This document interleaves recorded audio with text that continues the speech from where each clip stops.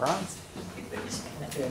The reason why we went into exec in the middle of the meeting was because we had an important thing to consider, which is the resignation for retirement purposes of Mrs. Grimshaw.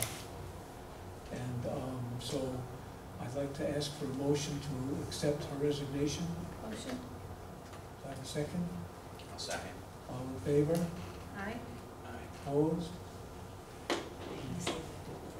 Oh, effective June 30th. June 30th, Of next year. 2019, Right. for retirement purposes. Correct. All right. Didn't I say that? I'm not sure, but I just want to make sure that we're clear on that. It's All important. right, so the reason we did it is I thought it should be in the kind of in the public part of the meeting so that it would be most easily accessible by our constituents. Okay, as I said when we met the other day, we will be sorely missed and difficult to replace. But congratulations and have a good retirement. Okay, so the next point on the agenda is the board retreat, which, as you know, we canceled because of Debbie's family situation. There are three things that we would be having to consider at the board retreat. One would be our self-evaluation. Second would be board goals for this coming school year. And the third would be the superintendent search process. So because we have to decide how to replace Mrs. Grimshaw, and there are three different ways to approach it, and we have to kind of decide how we'd like to do it.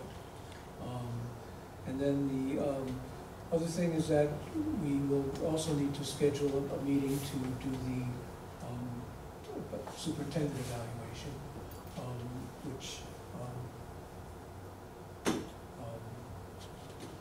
Rachel will need to be part of that because She was here. Yes. And so basically all we need to do tonight is to pick dates for those two meetings. So I thought it'd be easier to just do it at the board meeting rather than trying to do it back and forth by email. The only problem is we don't have Scott here. Yeah.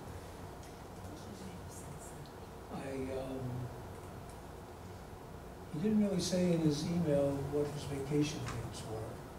I'm assuming that if we go later in August, that he should be around by then. Obviously, if we have to reschedule, we can do that. But why don't we just? He said the only restraint is 7:30 to 8:12. I'm looking at his email. Okay. So the second half of August, I'm not going for.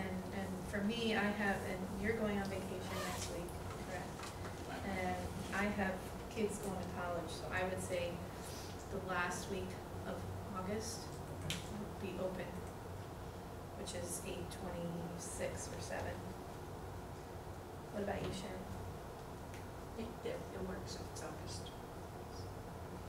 All right, so what day that week would work for, let's do the board retreat that week and then we'll plan for the superintendent evaluation in September. All right. Really any day, Tuesday, Tuesday, Wednesday, or Thursday, August 28th, 29th. Any preference, Cheryl? Tuesday, Wednesday would be my preference. Wednesday? Okay, so let's do Wednesday. At what time, 5 or 6 would be better?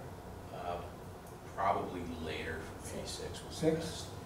Okay, so we'll do 6 o'clock on the 28th for the board retreat. Is that the 28th, I believe, is a Tuesday, and then we'll do the I think the 29th. Oh, sorry, the 29th. 29th, okay. Wednesday, the 29th or something.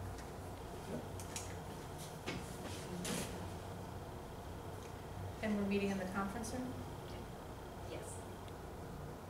Okay, then what I'd like to suggest, just so that it makes the process easier, is if y'all could get me, we agreed on the self-evaluation, form that we used. If you could email that to me, then I'll kind of,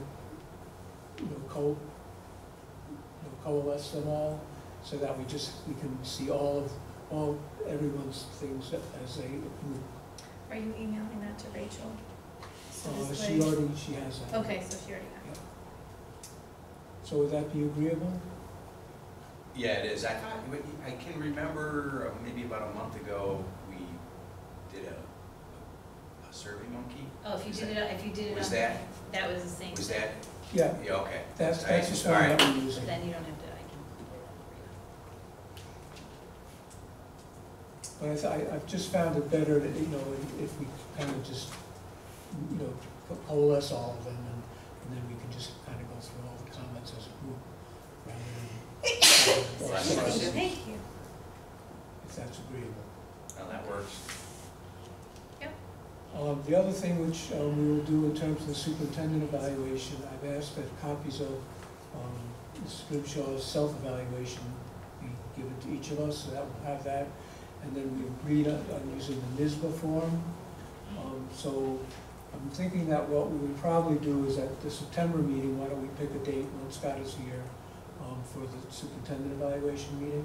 And then, again, I would ask that your forms be returned to me so that I can, again, put them all together so we have a summary and a kind of a, you know, it just makes it go easier. And then we'll have a meeting where we can discuss and refine what we want to say. All right. Okay? All right, so we'll just go with the retreat for now, and then we'll do the superintendent evaluation next month. Sounds great. Okay? Thank you. All right. Moving on to approvals, can we do a consent agenda on these? Yes, I didn't put consent on there because sometimes you pull them out, so just tell me which ones you want as a consent, if there's any, because sometimes there's, so that's up to you. The only one that I would see would be the curriculum, Q and R would be the two that I would see we might want to do separately. If that's agreeable.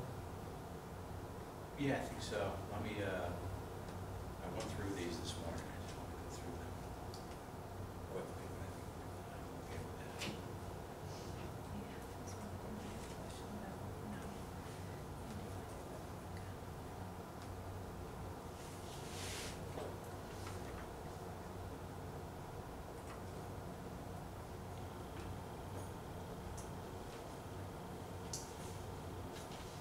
The consent agenda, just to refresh, it just means that we can approve them all at Yeah. once instead of going through each one. You know. So you want a We can still motion, discuss each one separately, but we Yeah. can do one vote. That's fine. motion for consent agenda A through A through P and S. and S. Okay. A through P and S. Do I have a second? I'll second that. All in favor? Aye. Okay. So we can start from the top then. And minutes, are there any questions or comments on minutes from the July meeting?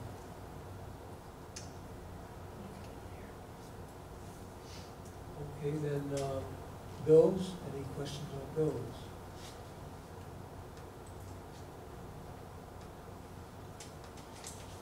No questions from me. I have a couple. The one is 55,473, which is on page one of the first. The only thing that I have about that is, when I bought paint, Sherwin-Williams is about as expensive as it gets for paint.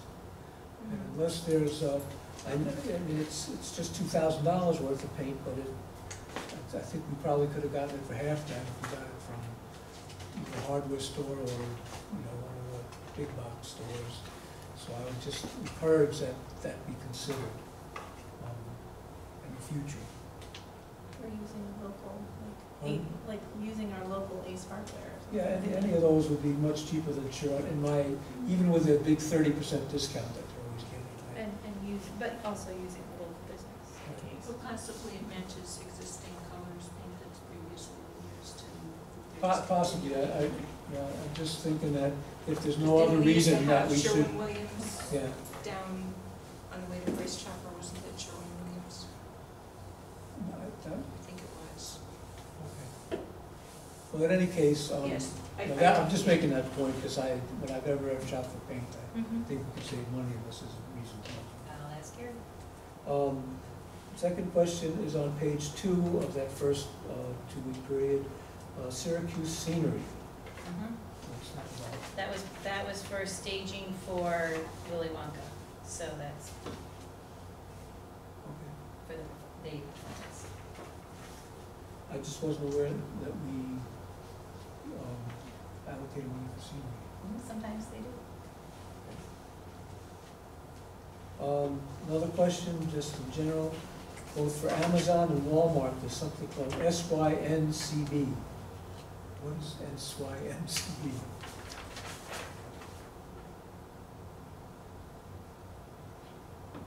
That's on one of the, there's one for Walmart on the first page.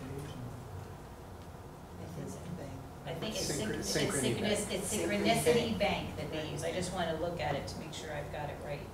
So that's why I was trying to look. Okay, that's all. Yeah, Just, it's the bank that they use. I don't remember seeing SYNCB before. And then, Synchronicity Bank. my final question is, there were 2 payments to New York 44 in July. I thought we only had 1 a month, and why do we have 2 in July? I don't know, I'll ask Leah.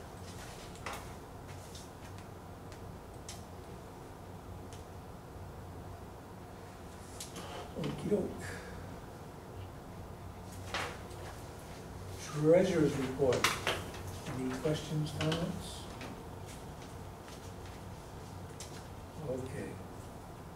I said I wouldn't do this, but I just want to make a point here about interest. Looking at the general fund money market account, we are now getting 7/100ths of 1% interest. And so that comes out to a yearly total of 4,800. We had looked into an alternative that would generate about 1% to 1.5%. And if it was just 1%, that same account would generate $66,785. So, versus 4,800.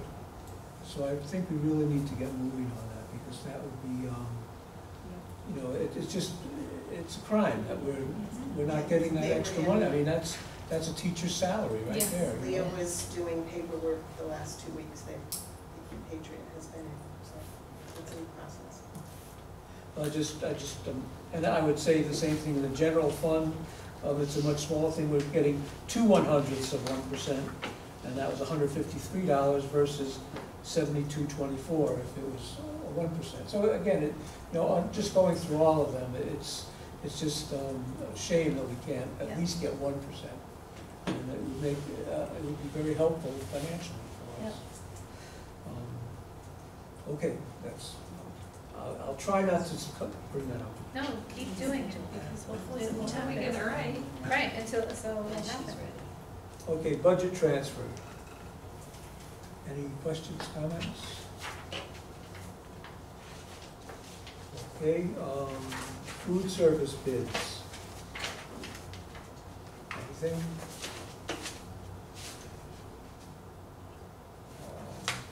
School lunch program renewal. No, I think it's great. I just have one question, which is that where it says whole grain rich exemption, we're taking that, and I was just wondering what the thinking was about that. It says yes, where it says whole grain. Whole grain rich exemption. It's kind of at the bottom Yeah, of I see page where 1. it is. And I would just like to hear Yep, what I'll the ask thinking is Lori about what that, because that I know is. in the past, we've really tried to increase the amount of whole Mhm. grains that kids are consuming, and so I don't know why what this thinking is behind it. Okay, anything else on renewal? Next is breakfast, lunch, adult prices. Anything on that? And then we have Four Winds Saratoga tutorial contract. Anything on that? How many students do we have that are able to, are taking advantage, or not taking, but are being serviced through that, I should say? It's episodic, so it depends if okay. a student has a need. So it's not like a current thing? No, it is now, not it's a just current- if we need it? Yes. Okay.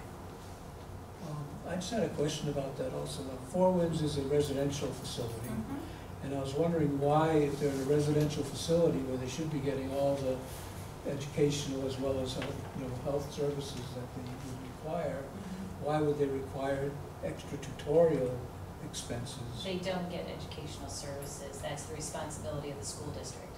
Okay, so when they do get educational services, we have to pay attention. We have to pay, yes, for that. So they are there primarily for a mental health reason and evaluation.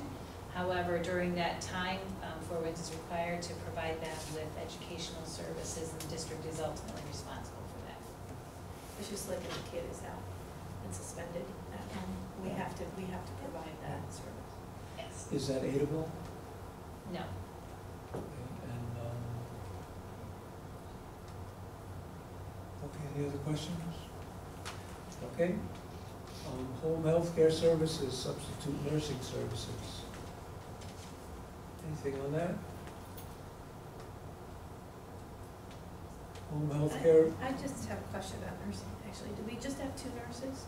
We have one in the elementary, middle school, and one here at the high school? Is that correct? Okay. Jen? That's it. Yes, that is what we have. We have the 2. So you could hear. We just wanted you to feel involved. Hi. I felt it. All right. And honestly, this contract is because often BOCES is unable to meet our needs in terms of substitute nursing. So we always go through them first. If we're unable to get a substitute, then we will reach out to this contractor. So do our nurses that are substitutes, are they required to be LPN or RNs? Yes. Okay.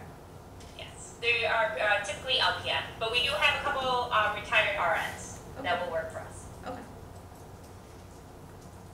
I feel like we have an extraterrestrial being here, right? I'm beaming down right now. Okay. Okay, anything else on that? Then the home health care business associate? Anything on that? What does that mean? I was confused by this, actually. That form And just, oh, go ahead, Jen, go ahead. So sorry. I can't see you, Debbie. I apologize. That's all right, no That is worries. for the home healthcare partners. If we were to enter into a contract with them at another point that's in place, we did have one previously because of a student that had one-to-one nursing services on their bus. Okay. So we don't have that contract any longer, but we can renew that if we needed to. Okay, I understand now. Thank you. Yeah. Okay, moving right along, memorandum of understanding with the Fulmont Community Action Agency. K is the contract, just the general contract in case Fulmont services a child who's in our CPSC. So that's just a basic contract they have with all their local districts. Specifically, L, M, and N relate to the 3 grants that we have at East Hill. And so we had questions in the past, so I made a chart up. So hopefully it explains the 3 contracts, L, M, and N. So just to give a brief overview, we have 3 different pre-K grants at East Hill.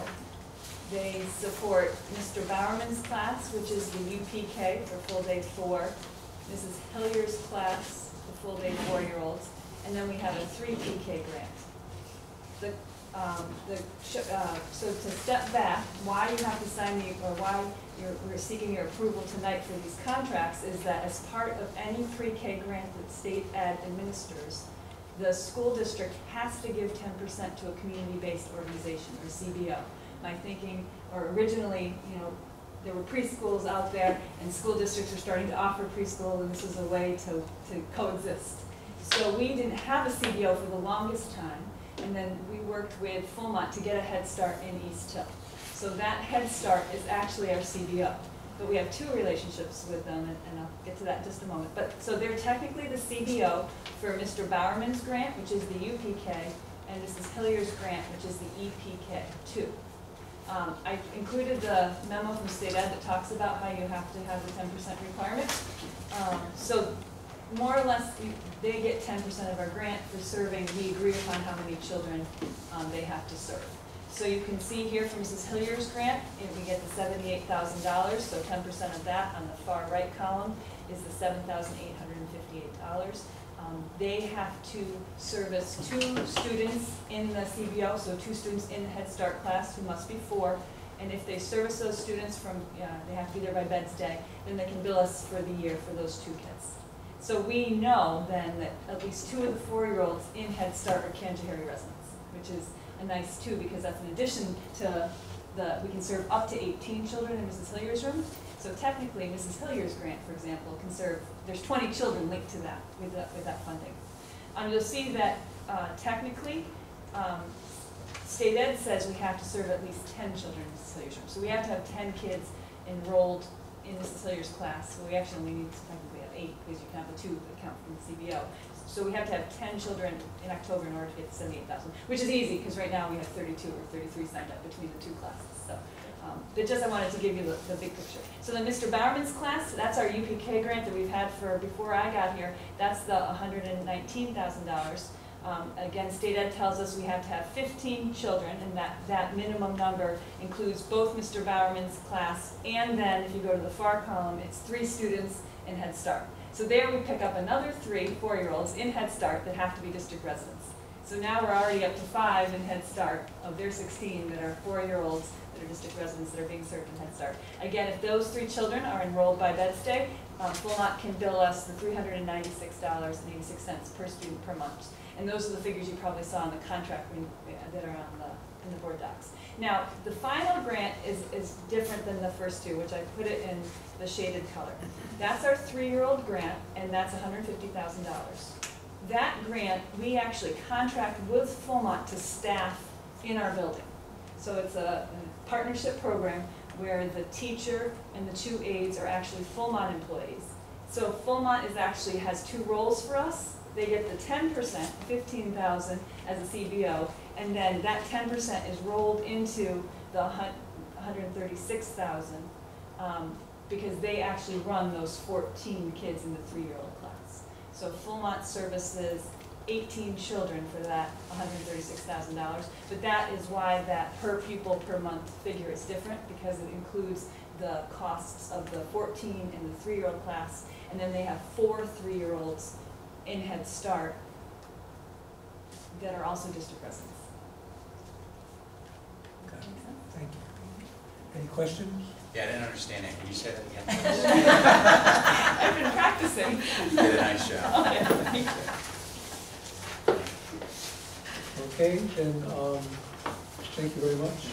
So that would answer all L, M, and N. So now we're up to O. Any questions or comments on that? That's a bequest that the district has gotten from someone who passed away. Is there any restriction as to what can be done with this one? No, this is the estate of Blanche Richards, who has some shares of stock that are willed to the district. What we know since the time we prepared the board materials is that the board will need to accept the shares as a gift, and then we'll have to cash them in and determine what to do with that amount. So at the time we received this information, the shares were worth about $110,000.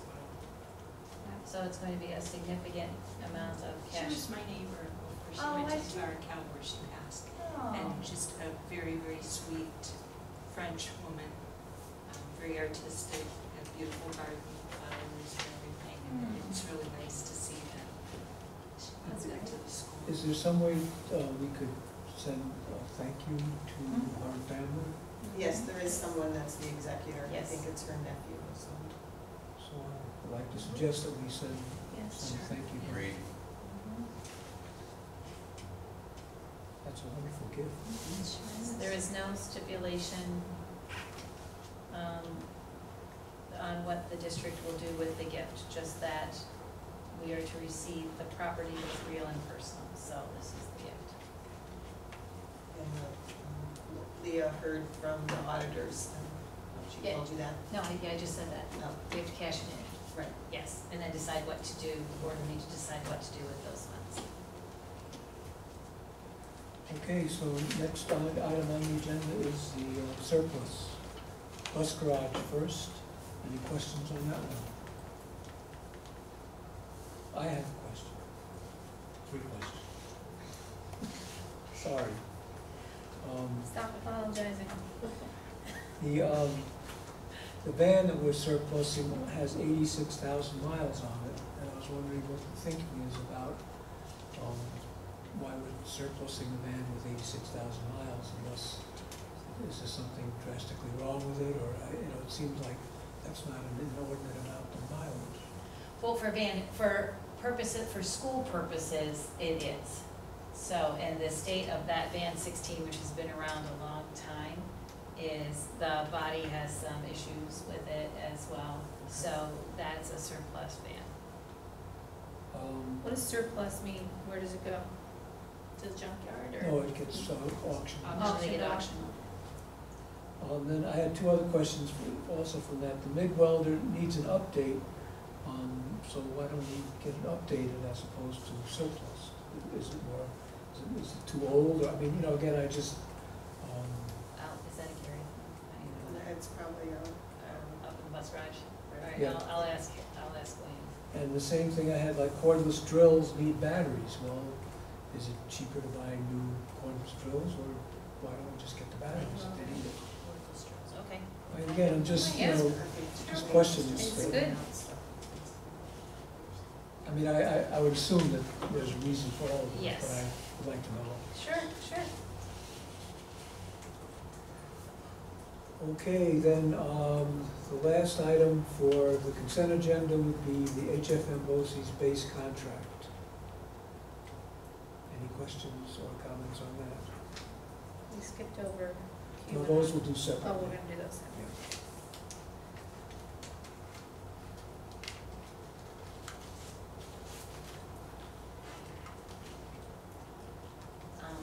So this is the BOCES base contract. Is in line with the budget that was passed, so 18-19 budget, yeah.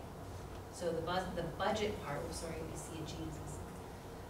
The budget for BOCES as part of the 18-19 budget was $2,828,222. The base right now on the base contract is $2,817,411, and the difference is attributable to the movement of two special education students out of the area. Okay. So this, I would assume, fluctuates through the year as we can get students in or out, or students get identified? Yes, primarily, Jen? Yes, we've had two students with significant needs get that moved out. Granted, we could still have students move in, but that's pretty much what attributed to, especially in terms of like an 811, 612 type classes. You're looking at 40 to 60,000. Okay. Thank you. Okay, anything else on that? Yeah, I have one question. I'm trying to find it on here. Oh, here it is. Okay. So we have, for the P-TECH, it looks like we have 12 for the P-TECH and 11 for the Ag P-TECH, so they're separate programs? Yes. Okay, so we have 12 and we have 11, and how is that an increase or decrease from last year? For both programs, we are allotted up to 3 slots in each. Grade So level. In there each would grade be- level, in- right? No, just 3 slots of entering freshmen. So once you start as a freshman, you complete your high school career there, so we sent Right. 3 students to Ag and 3 students to Jensen Ag. So we can have a total of 12? Yes. Right, okay. And so how many did we have, how is it different from last year? Or are these numbers the same? No, you're building program in both, so we've added 3. So Okay. last year we had 3 less, so we had 8 and. Okay, so now we have 6, we're adding 6 this Yeah, we're year? adding 6. Okay, all right, good, thanks. Okay, anything else on BOCES? Okay, do I have a motion to approve the consent agenda items? I'll make a motion. we did, you just have We to already vote. Just did have to that. vote? Yeah, Okay, we just so have to vote. I'll learn one of these days. Yeah, Okay. me too. So all in favor? Aye. Aye. Opposed? No, actually, I won't learn, but, okay. Any abstentions? Okay, thank you. Okay, then the next item is number Q, which is curriculum. Take it away, Rachel. So we have 3 different things to offer. The mental health instruction, I just wanted to give you the overview of what we're doing with that. We are finalizing how it's going to be embedded at the high school level, and then we'll have a document for you. We also have a new class in 6th grade, middle school integrated office technology. That syllabus is attached, and there's one new class at the high school, art history made fun. That syllabus is attached. So you're adding a class at the 6th grade level, and the art history is just a high school 9 through 12? Yep. And then the mental health instruction is required. That's required for this September. The health teachers here at the high school just met on Monday, so they're kind of finalizing how they're going to embed the requirements into the already existing health curriculum. So we have a nice document for you. It's just getting finished up. So it's a part of the health curriculum, and the teachers who are teaching health have to somehow figure out to add in more into their curriculum? Right, they're embedding it as part of some of their already units. I'm gonna let Jen, I'm gonna turn it over to Jen. Yeah, I'll speak to that for you, Jen. Okay. There are some aspects, there's 3 key components of the new mental health curriculum. And so those are self-management, relationships, and resource management. The big part that's been added that we're finding within our current curriculum is the resource management. So teaching kids, and this is where our PPS team will also be embedding within the health curriculums, is it's tying to how to reach out for support, when to reach out for support, and where. So at each grade level, so the elementary, the middle school, and then the high school, they talk about, they kind of differentiate how we seek that support. So we're working on getting PPS to embed and provide our expertise on top of the health teacher. So that's what they're working on now. So we're teaching the kids how to cope, how to find coping strategies, basically? You got it. We're talking about resiliency on top of, if you look at the trauma-sensitive classrooms, the resiliency is huge. So that's a component of it, but then who do you seek out for support? Okay, thank you. So that's what we're working on now. So I would assume that once all this is figured out and finalized, that we would be informed of such. Yeah. We have a lovely document that we just need to finalize for you. Okay, thank you. Any other questions on the curriculum item? And then we. Well, these are all new courses, never. Correct, these are 2 new, yep. And, okay. At the high school level, do we have students signed up for it? For the art history course syllabus, it's a 2nd semester, I think. I could be wrong, so don't quote me on that. But I think there's 10 students in that class. So for brand new courses, we will run small numbers to try and build the course load. That one's coming in with 10.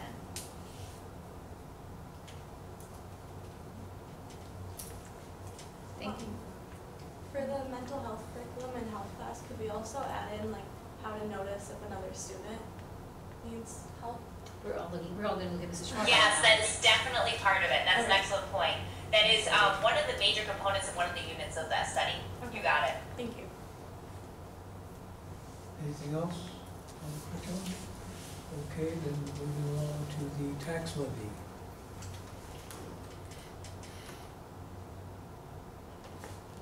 All right, so Mrs. Schaefer was working on this as part of the audit because we needed to have part of the audit finished to help make a recommendation. So we are recommending a 2% tax levy increase for the 18-19 school year. That is what we proposed in the budget approved by the voters in May. The amount raised in the levy would be $7,121,723. So the recommendation is based on the initial audit information gathered last week by West End Company.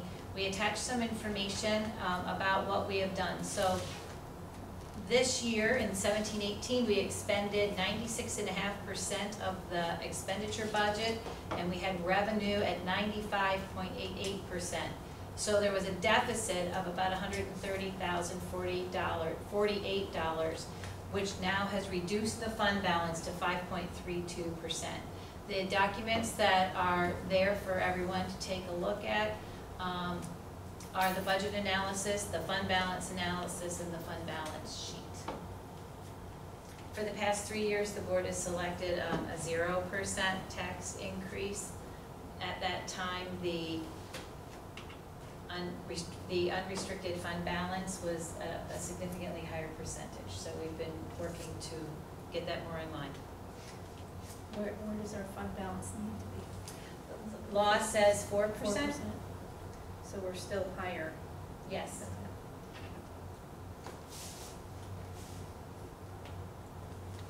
Any other questions, comments? So, well, probably because I'm new to this, and that's why I'm asking. No, that's okay. Why are we having a 2% tax levy increase if we still have a 5.32% fund balance? I'm just questioning. Okay, well, back in the recession, we ran out of fund balance and had to lay off 7 staff members. And so we've been very hesitant to allow it to go down to the state designated minimum of 4%, because it really gives us very little wiggle room to absorb unexpected expenses or economic downturns, which could come at any time. And we've made a real effort to get it down closer to 4%, but we really, I think, my own opinion was that we would be really getting into some risky waters if we continued to reduce it, because again, it wouldn't give us as much ability to handle unforeseen either funding things from the state or things that crash the economy or things of that nature. So we don't get fined for having a higher fund balance? Now, a couple of years ago, we had the controller come in and audit. They send you a letter, you send them a remediation plan, and then it goes into a drawer until they come the next time. Okay, all right, thank you. And we have, over the last 4 years, as you can see by the history here, that we've definitely been making a conscious effort to get closer to the 4%. But I think it would be penny wise and pound foolish to continue in that direction, just because it doesn't give us the backup that I think we need. What do you guys think? I would agree with what Mark is saying. I do agree, especially if you have several students, high needs with special ed needs, and then all of a sudden you find out we don't have enough money that we're mandated by law to provide certain services. So it is, it's like if you look at your own finances or your personal finances, right. 4% in your bank account isn't going to carry you over during hard times. So that's just my thoughts. Any other comments or questions? Okay, so we move to a vote on the curriculum. All in favor? Do we have to? Oh, we have to have a motion first. Okay, motion. Motion. Second. I'll second. All in favor? Aye. Aye. Opposed? Abstained? And then a motion on the tax levy. I'll motion. Second. All in favor? Aye. Did you get that? Yes. Opposed? Abstained? Okay, motion carries. Moving on to old business. Scheduling update. Chris can talk about the middle school, and we're still working on answering the questions for the high school, and we'll include the ones we received this week. The middle school schedule, knock on wood, is complete. We have a running, working schedule. Right now, we're just looking back to try to make sure classes are balanced the way we like them, make sure that we don't have any potentially toxic combinations of anybody in classes and things like that. But overall, we have a working schedule and we will be ready to go. How many students do we have enrolled, do you know? It is, actually, we had 2 enrollments in the last 2 days. So we were at 65, 63, and 64. The enrollments, I believe, both came at 6th grade. So 6th grade is probably going to be up around 65 now. But I know in that number of 65 for the 8th grade, that's actually artificially high. There's 2 students who are not going to be part of that number. One who will be up here as a life skills student, and another one who won't be in the district. So it's probably, they're all sitting right between 63 and 64 class. And they're divided into 3 sections? Depending on certain contents, certain core classes have 4 sections, certain core classes have 3 sections.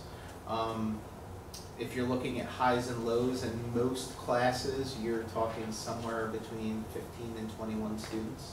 There are a couple anomalies in there where, as the numbers worked out because of the course load that student's taking, you might have one social studies class in 8th grade of 13 students and another one with 22. But it all just boils down to what's available for the students based on what they need. Thank you. No problem.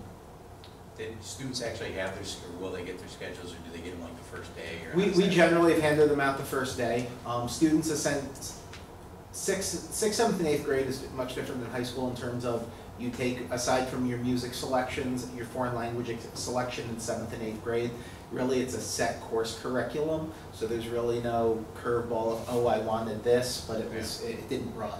So the middle school schedule, we don't typically send out. The 6th graders, they get theirs at orientation, those who come, just because it is a different, step going from the 5th to the 6th grade. So we, in addition to the tour and going to their lockers and things like that, they'll also get their schedules.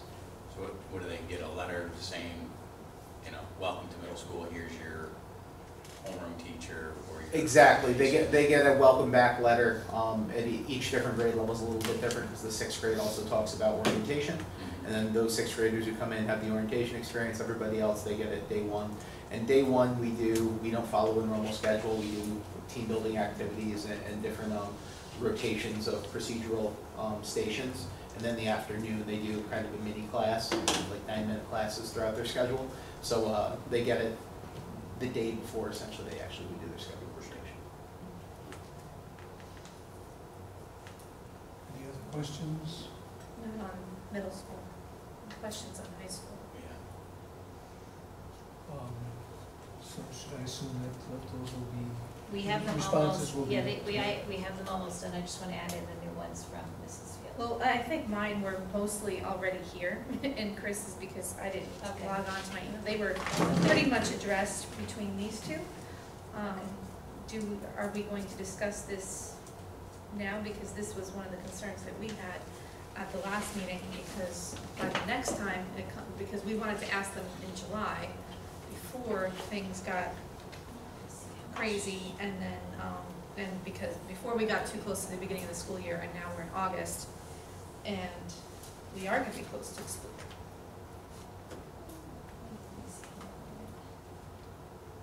I may be able to answer some questions for you. We're just finalizing the question documents. I have your, do you have your question? I have your questions in Oh, front of good. me. I don't have And mine printed out. Scott's, yeah. Okay. We'll see what we can do, and we'll get the rest of it all nice and in writing. All right, where do you want to start?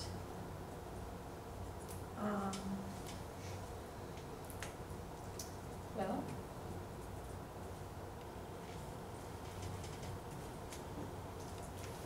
let's look at number 7 and number 8 of Chris's. I don't know what those are. What's the plan to offer honors instruction, not extra work on your own time for classes that are integrated with regular Regents classes? Will these classes be separated? If not, why? So this is something that we've talked about before. The, the teachers have the option to look at how they want to handle those advanced Regents and advanced in Regents classes. So in ninth grade, the advanced credit in English and global is done by contract. That's what the teachers have determined, that we're going into our third year, I know this one, of doing that. What we have split, though, is,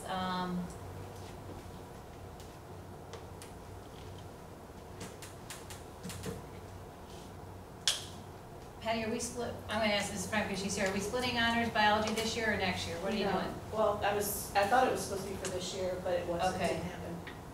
Okay, so it'll be split next year, and we did split up geometry at one point. I think that was last year. So ninth grade is the year where they have consistently stated that they want to do it by contract. It looks like we're going to be making some changes in biology, and I think we already made changes in geometry, but don't quote me on that. Which are the courses in the ninth grade?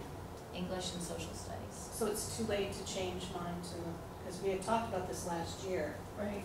to have them as an honors class separate, not having them by contract. And that was your suggestion originally, didn't quite turn out the way It we didn't thought. turn out the way we wanted, yeah. Why? Why didn't it turn out? the Yeah, way- I'm just wondering why if you guys talked about it last year. I don't know, and- I can't answer why. it I didn't can't happen. answer that either, I'll have to get that answer for you. So what you're looking for is to have it split for regular Regents level class and an honors level class at the ninth grade level.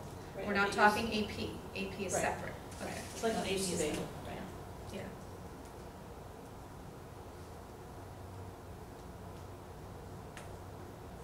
So we'll add that into the answer to get that finalized.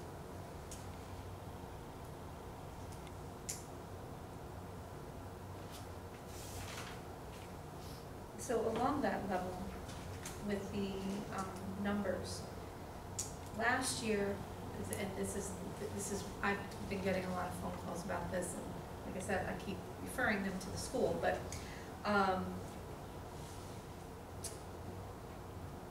last year, I believe, there were 4 health classes being run, 4 sections, possibly, I'm not sure, 100% sure on that.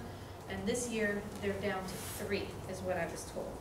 So last year, 4, this year, 3, and I'm not sure why. And because now kids are being told that as freshmen or sophomore, which is surprising, that they need to take a health class when they don't need to take it until they graduate, and, or they need to take it sometime in the 4 years. Most of the time, health is taught in junior or senior year.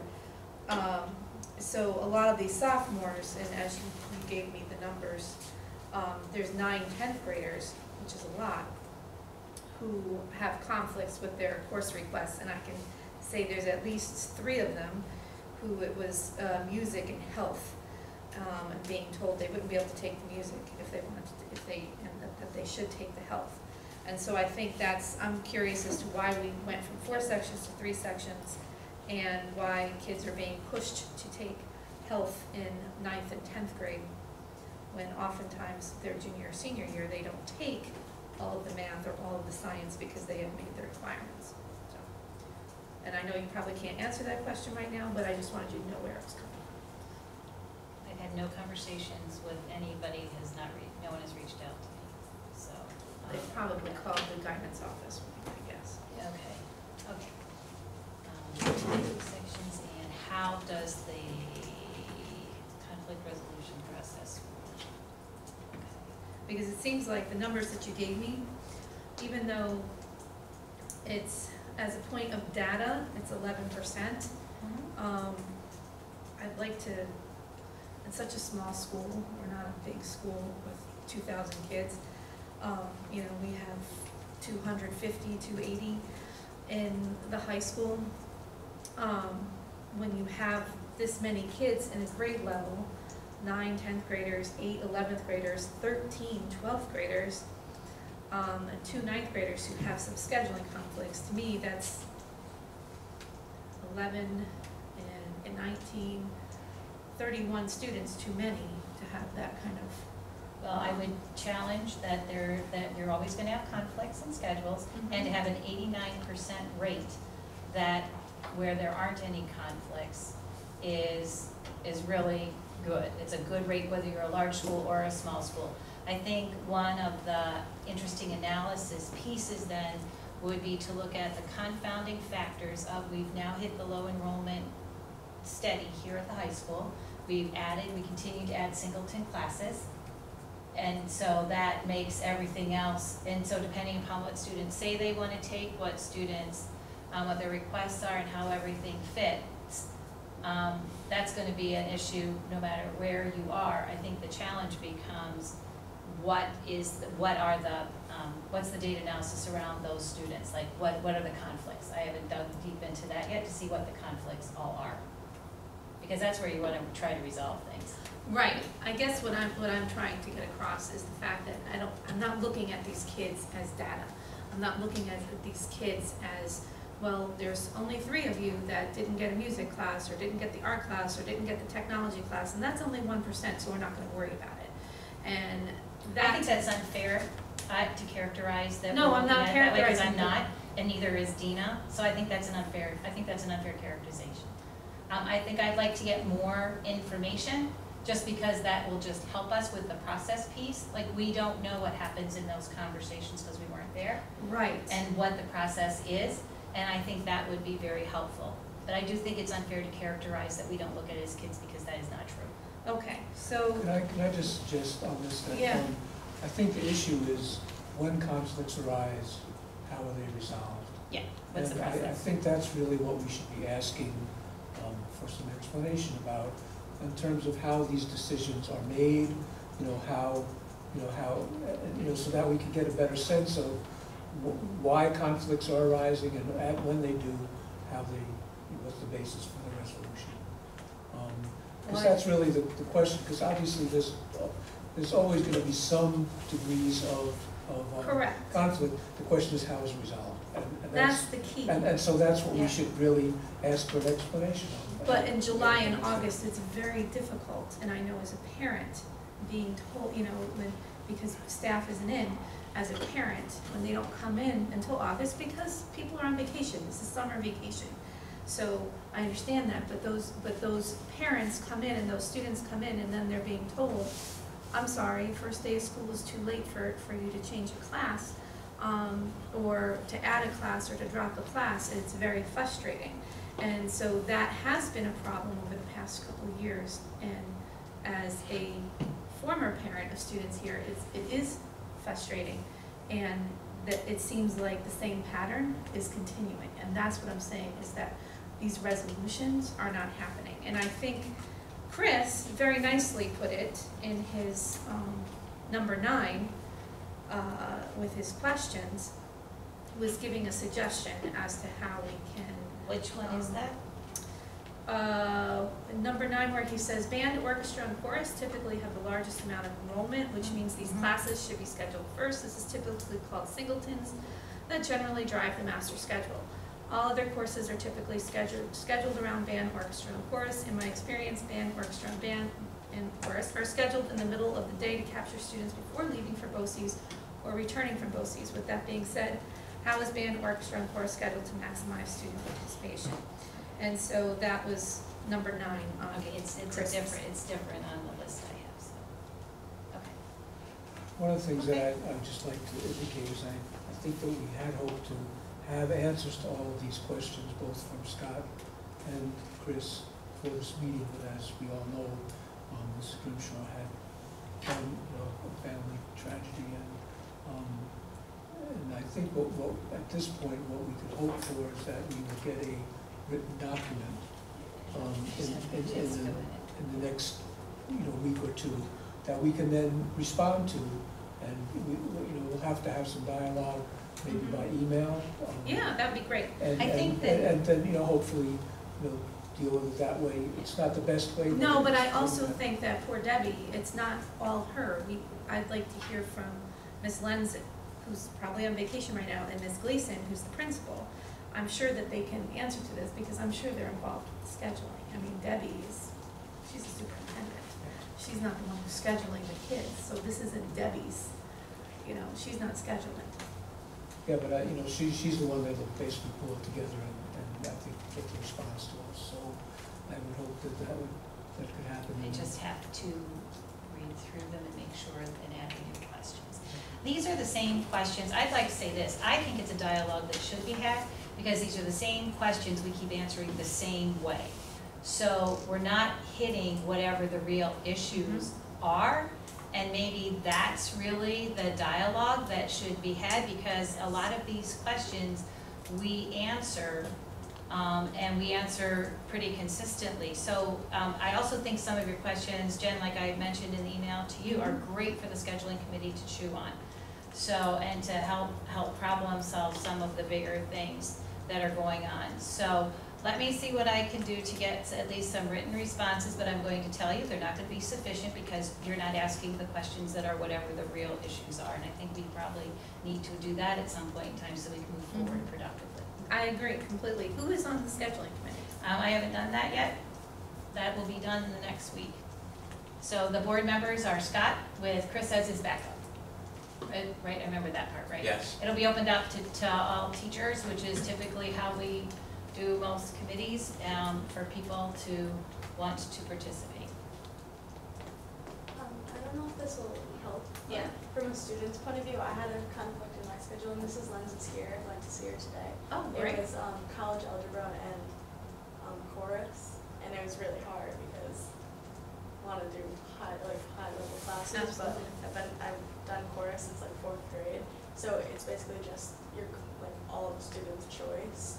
Just if that helps at all, like you just go in and talk to her, and she helps you like say what will look better for you, but then also what would make you happier and less stress in your schedule. So. Thank you. That was helpful, actually.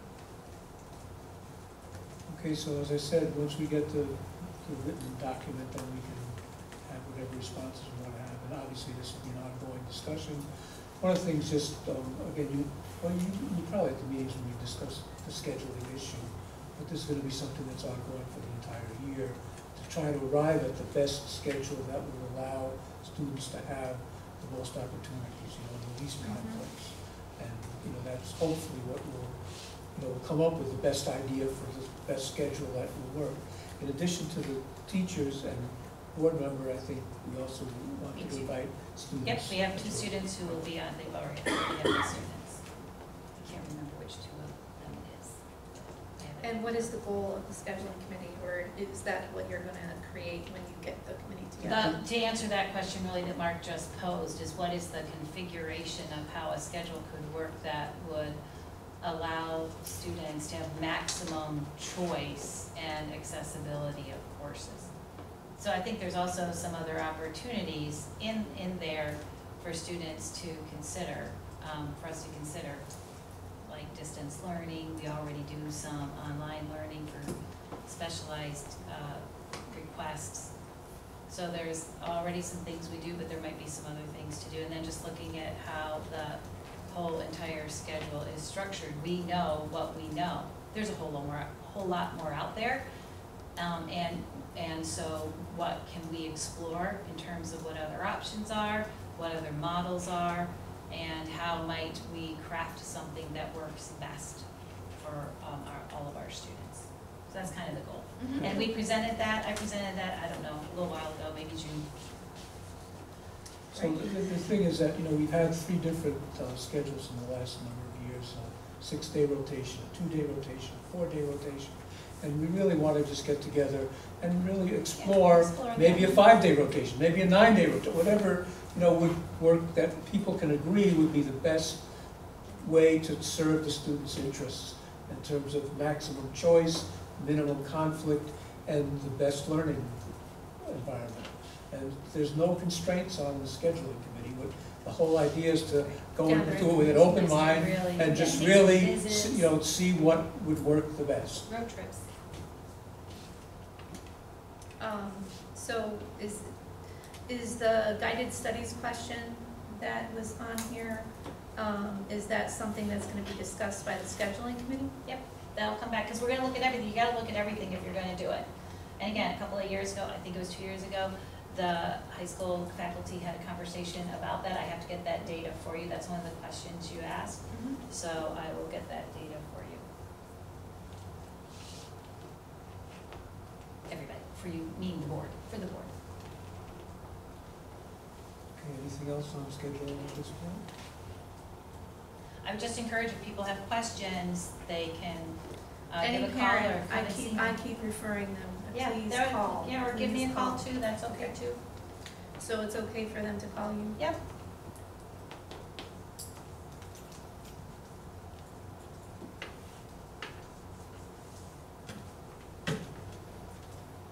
Anything else on scheduling at this point? Are you keeping, just out of curiosity, because I've been asked, are you keeping the guided studies in the middle of the day instead of at the end of the day? For this year, I believe that is true, but let me verify that.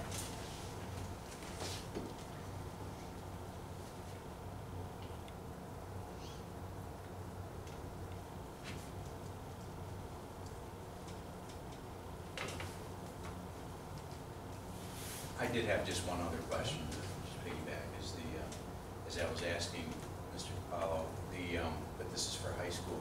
When do they have their schedules, or do they have a list of courses that they wanted? I don't know. I think You don't know, maybe. you got a list. Get a list, and That's the right so when list. students come in, high school students, how do they, I mean, how do they know Yeah, when are they getting? what courses, I mean, how do you know, I don't want this course or this course, I mean, it seems a little late in the game to not have your schedule, and that's Well, they just- get their, Olivia, tell the course, you get a course list. Yeah, you just get a list of the courses and then how many credits that course is. So you have a list of what it is, you just don't know when you'll be taking that class. So let me see when the schedule is. So they don't know if they have study halls in their schedule? Yeah, you don't know that. To be able unless you to go add or out. take, something Yeah. like that.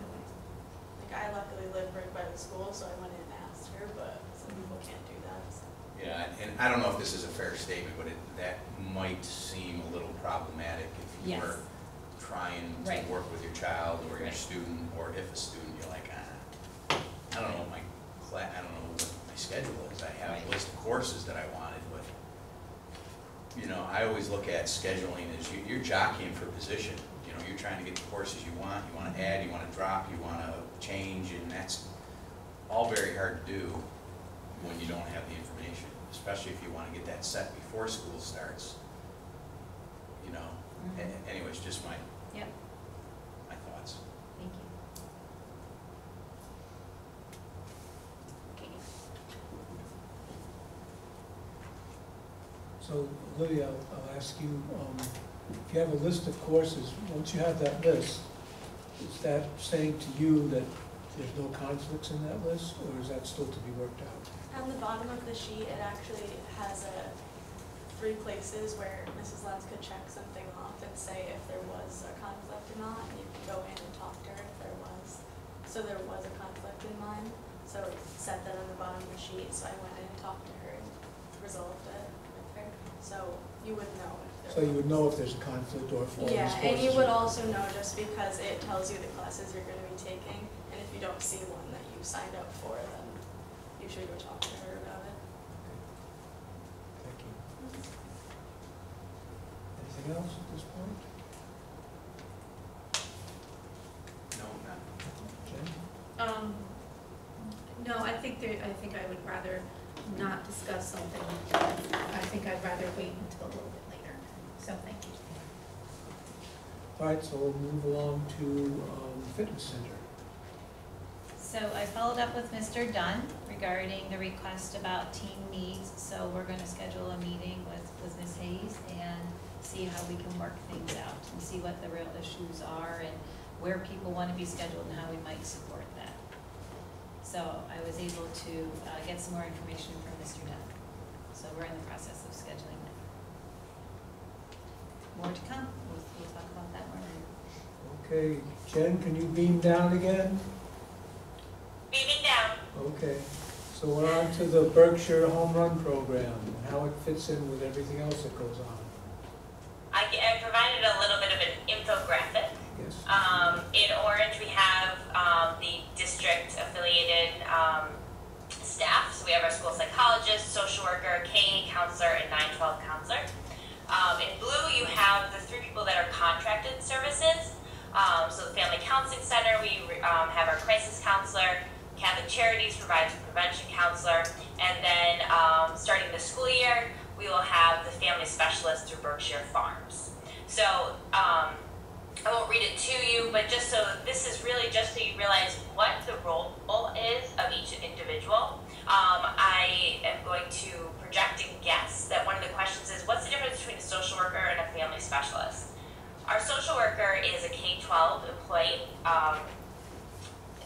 Recently, we've had several tragedies that have impacted our community. For example, most recently the fire. Our social worker has been working very closely with the family to make sure that they have all of their needs met. On a day-to-day basis, our social worker is also working with families, new families, established families in our district, helping support their needs, whether it be accessing resources in our county, community, or mental health services, down to where's the local food bank, that type of information. Our family specialist through Berkshire Farms will be providing individualized support to 10 families. Okay, so these 10 families are families that we identify as a district. I've developed a team that will help us identify who those 10 families are, specifically at the elementary level, but it can cross over. We have a couple of families that we would like to have part of this program that crosses over to the middle and high school. This is very intensive programming, so it provides counseling to the students in that family, and we have some families up to 3 to 6 kids. Meets 1 to 2 times per week for counseling, and we'll meet with the family, so it's very intensive. They set goals and so on. Our social worker, it's very difficult K through 12 to provide that level of service, especially like I said, we've dealt with several tragedies in recent months that we really tapped into her services, and hopefully that doesn't continue, but there are things that she does throughout the school year to help those families, like our backpack program, so the food programs, and so on. I can provide a little bit of a list down below. So these contracted services, they sound great, but why do we have them? How does that benefit our district services, the people that we have already? One of them, again, our counseling staff, really the high school and secondary level with the scheduling, all right, career exploration. That is something that is huge that we talk about a lot in our special ed world, but we really need to be focusing on that more in our general education world. Now with the new mental health guidelines, we need to make sure that we are building district-wide mental health programming and promoting the school climate initiative. So we're doing some of that with our trauma-sensitive classrooms this year and through conscious discipline. So this also works with more families through the social work program, and of course our school psychologist is able to make sure that she's meeting all of our students that need psychoeducational testing, behavioral assessments, classroom observations, as well as collaborating with staff. That's a huge thing, especially at East Hill level. We are constantly, as a PPS team, working with our gen ed teachers, Ms. Ward, and so on, to make sure that we're meeting all those needs. So why do we need these services? Because it really helps us meet every kid's need. So I just wanted to provide a basic overview of what each person is doing. And if you have any questions, just let me know. How often are the people in blue? Yes. How often are the blue people here? Yeah. That's a good question. Hello? Yes. Oh, I'm sorry, I didn't hear the rest of the question. Oh, how often are they here? Our crisis counselor is here daily. We've also got Clarence. She's been meeting with our staff throughout the summer as well, and families. The prevention counselor is here 4 out of 5 days a week. 1 day has to be in their office, and the family specialist will be here 5 days a week. I assume it's not all day. I assume it's like part of the day, or is it all day, like an 8 to 3 kind of thing? All day, 8 to 3 kind of thing. Okay. Yep. Yep. I work out some good deals. No, I'm just kidding. Awesome, Jen. Good So job. our crisis counselor, they work at all 3 schools. Yes. They all work at all 3 schools, okay. They do. We have, really and truly, when we looked at crisis initially, we saw a lot of issues with our little ones that were having trouble just expressing feeling, and they became very explosive. So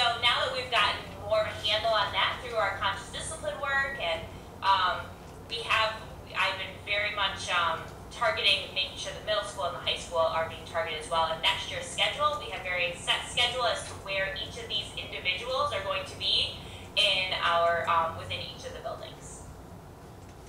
Thank you. Yep. I'm not sure if this falls under this, but probably more middle and high school. Could we start something where if a student starts like falling behind in work, the teacher, instead of just like punishing them, like refers them to a counselor and sees what that problem is? That is a great point, and we have some teams for that.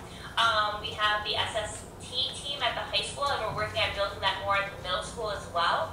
But that's a great point, like how do we help support them? And that is one of the major things that we talk about as a PPS team, and that is the People Personnel Services team, so your counselor, social worker, school psychologist, that's one thing that we address. Okay, thank you. But great point. Anything else? No? Okay, thank you very much, Jen. Yep.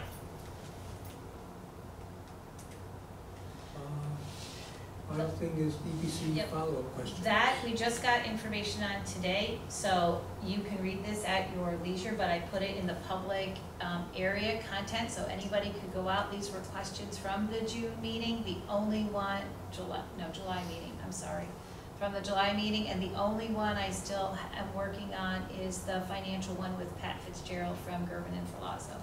But all the rest of them were questions that came up in the discussion about the EPC contract. All the answers are there, read them at your leisure. And I'll add in the last one when I talk to Mr. Fitzgerald. I just wanted to put it on there because we forgot to put it on there Okay, before. I didn't think I saw that. No. But hey, I figured I'm trying to get it caught up as best I can.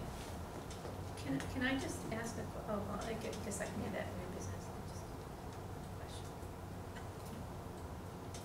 I'm sorry, what? I have a question for Mr. DiPaolo after we get to the new business. So, After we get to, the number 7 on oh, your new agenda. business. New Okay, business. gotcha. I will wait for that. Okay, anything Sometimes else on it's hard for me EBC? not to do that. No. Okay, take it away, new business. I just had a question about how your tech is going at the middle school, high school, how it's all working, the one-to-one initiative. So essentially, we're still waiting for state approval. What's been interesting is the state must have published something, or it's to the point where it's consumable and people can see it, because vendors can now see what we're looking to purchase on the SSIP, and I've actually had people reaching out offering a sample case for the Dell 3180s we're going to be purchasing, and when's our estimated purchase date and things like that. So those things are starting to come in as we wait. If the next couple, I assume by the next 2 weeks, we should have our Khajiits that we ordered, our mobile smart spots. So as they come in, we will enact service for a number of those, probably about a third of them to start. And then in each building, if it calls for more to be activated, they can activate more of the Khajiits that we'll already have the hardware for, and they'll make co-terminus contracts. So we won't have staggered devices that start and end at different dates. They'll just turn them on, we'll only prorate the bill for what's left of that contract, while the others, they'll end at the same date. That we can suspend them next summer, and et cetera, et cetera. Other than that, bless you.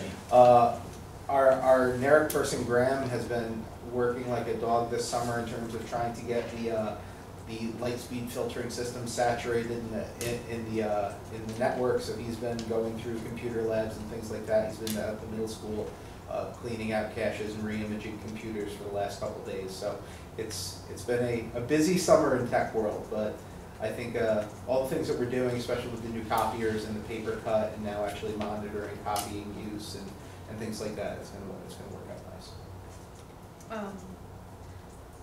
Another area along with that, is there a district-wide student, maybe Olivia might be able to answer this better,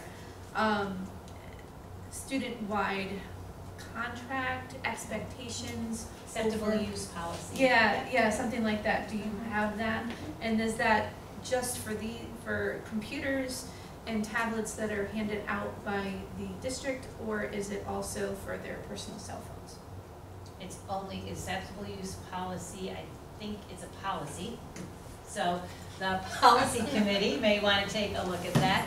I don't know that it includes personal cell phones. I know, I do believe it, but I can't say that for sure. Is that policy up on the board, Docs? Patty, do you know? And part of the technology committee's role this fall is Yeah. going to be actually establishing the one-to-one policies, Yeah, because because in that's my, gonna be different policy. in terms of student use, but also things like parental opt-out if they don't want their child to be able to bring it home, if they want it stored in school, things like that. So those are all things that we've touched upon in the tech committee in the spring, but things we needed to finalize in the fall, knowing that we wouldn't have devices in hand until January, February. Okay.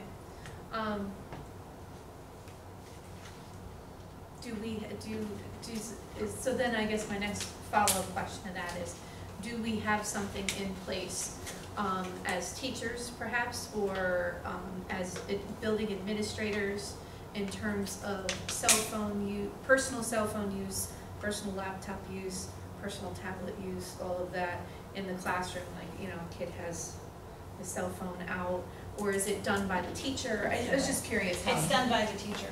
It's done by the teacher.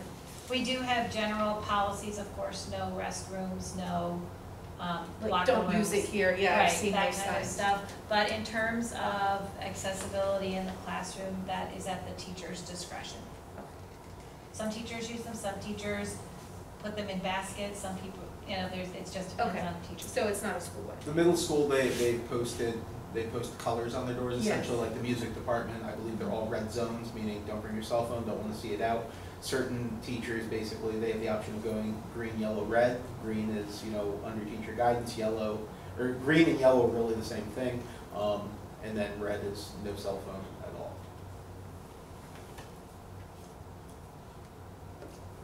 Anything else? Thank you. Okay, so I would entertain a motion to go into executive session. I'll make the motion. Second. All in favor? Aye. Opposed? Okay, have a good evening. See ya. 5-minute break. Yeah.